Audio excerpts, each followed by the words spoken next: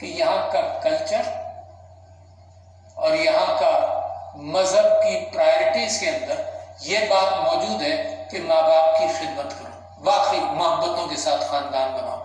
یہ ان کو وہاں ترس جاتے ہیں. وہاں کا معاشرہ انڈیویجولائزیشن سکھاتا ہے. وہاں کا معاشرہ کہتا ہے سیلفش ہو جاؤ، اپنے لیے دیکھو، اپنا کرو.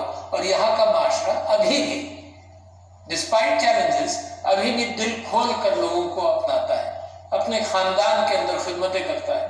میں تو پرانی بات کر رہا ہوں، 70s میں جب میں 73 میں مشیگن گیا ماسٹرز کرنے کے لیے تو مجھے بڑا تعجب ہوا. ایک دو واقعات عجیب سے ہوئے. میرا جو استاد تھا ہیڈ آف ڈپارٹمنٹ، وہ کہنے لگا میرا ویکینڈ ضائع ہو گیا. تو میں نے اس کو پوچھا کیوں ضائع ہو گیا؟ کہنے لگے اس وجہ سے ضائع ہو گیا کہ میں نے اپنے باپ کی یہ خدمت کر دی. برٹرن رسل نے ایک کتاب لکھی تھی، اب مجھے اس کا صرف ٹائٹل یاد رہے گا کیونکہ 60s میں نے پڑھی تھی، marriage and morals in society. اور اس نے یہ کہا تھا کہ یہ زمانہ جس انداز سے آ رہا ہے اس میں اقدار جو ہے وہ پیچھے چلتی چلی جائے گی. ہر شخص انڈیپینڈنٹ ہو جائے گا اور اپنی زندگی میں اور اپنی آمدنی میں اتنا پھنس جائے گا کہ ہر چیز، شادی، خاندان، یہ سب چیزیں چیلنج ہو جائیں گی. ہو چکی ہے. پاکستان کے اندر ایک قانون پاس کرنا پڑا. ذرا دیکھیے نا، مطلب وہ زمانہ بھی آ گیا. پاکستان کے اندر ایک قانون پاس کرنا پڑا جو 8-10 مہینے پہلے پاس ہوا. اس کے اندر یہ تھا کہ اگر کوئی اولاد اپنے ماں باپ کی قدر نہ کرے، ان کو ان کے گھر سے نکالے یا ایسی کوئی کیفیت پیدا ہو تو اسٹیٹ بیچ میں جائے گی. یہ تو معاشرے کا کام تھا. معاشرہ ایسی تربیت دیتا تھا، معاشرہ اہتمام کرتا تھا، خاندان والے اہتمام کرتے تھے کہ بے غیرت تم نے ایسا کام کیا کیوں؟ یہ اسٹیٹ کو تو یہاں جانا ہی نہیں چاہیے تھا. اس کا مطلب there is a change happening in society.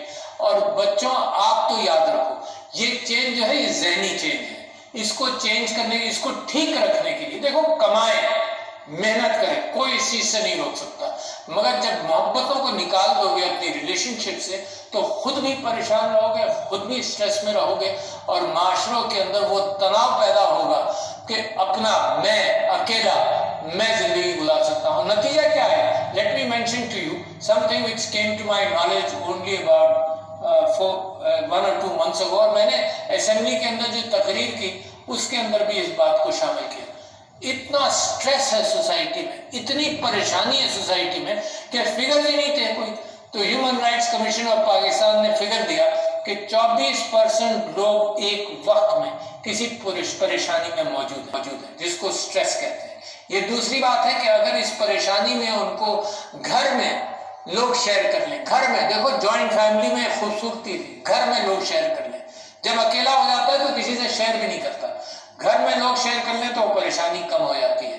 لہٰذا آج کل میں پھر اس بات پر محنت کر رہا ہوں، جیسے مسز سمینا الوی نے بریسٹ کینسر کو فوکس کر کے 3-4 چیزوں پر لائے. میں بھی یہ کوشش کر رہا ہوں کہ یہ جو سٹریس ہے معاشرے میں اس کو قابو کیا جائے. مگر ایک فگر اس میں اور بھی بڑا الارمنگ تھا.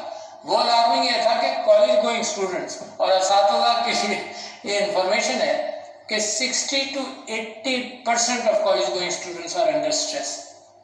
ایسی کیا کیفیت ہے؟ ان کی تلاش کے اندر یہ ذہنی پریشانیاں کیسے آ گئی؟ یہ کیسی مشین ہے جس پر ہم نے ان کو ڈال دیا، جس کے اندر یہ مسلسل بھاگتے رہے اور دماغی تناؤ کے اندر مبتلا ہو. نتیجہ کیا ہے؟ یہ فارمیٹیو ایئرس کے اندر ہم نے ان کی مشین، روزی کمانے کی مشین کے اوپر ان کو اتنی ایکسرسائز کروائی کہ زندگی بھر ایسی زندگی گزاریں گے، صرف روزی کے پیچھے بھاگیں گے.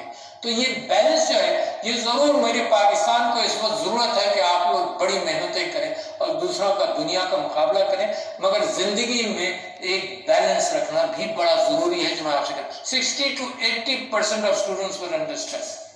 اور جو آپ اخبار میں کبھی کبھی خبریں دیکھ لیتے ہیں نا کہ ماں نے بچوں کو مار دیا، یہ تو صرف وہ بامز ہیں جو ٹپ آف دی آئس برگ. یہ بات کہوں کہ علم جو ہے وہ بہت بڑا ہے. اب پچھلے دنوں میں اپنی اگلی ایک گفتگو کے لیے تیاری کر رہا تھا، تلاش کر رہا تھا کہ علم کی کیا کہاں اہمیت ہے.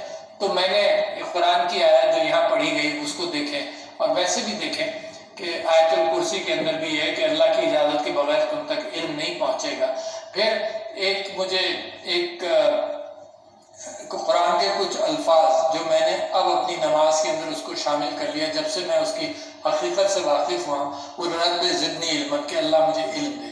اس کا نزول کی کیفیت یہ ہے کہ حضور اکرم صلی اللہ علیہ وسلم کے پاس جب فرشتہ اقرا والی صورت بھی اسی وقت آئی، جب فرشتے وحی نازل ہوتی تھی اور قرآن کی صورتیں نازل ہوتی تھیں، تو آپ کیونکہ بشر ہیں، سب سے بڑے بشر ہیں، سب سے بڑی محبت اللہ کو آپ سے ہے، کائنات کی بنیاد آپ سے ہے صلی اللہ علیہ وسلم سے، مگر ان کو پریشانی ہوتی تھی کہ میں یاد رکھوں، میں یاد کروں.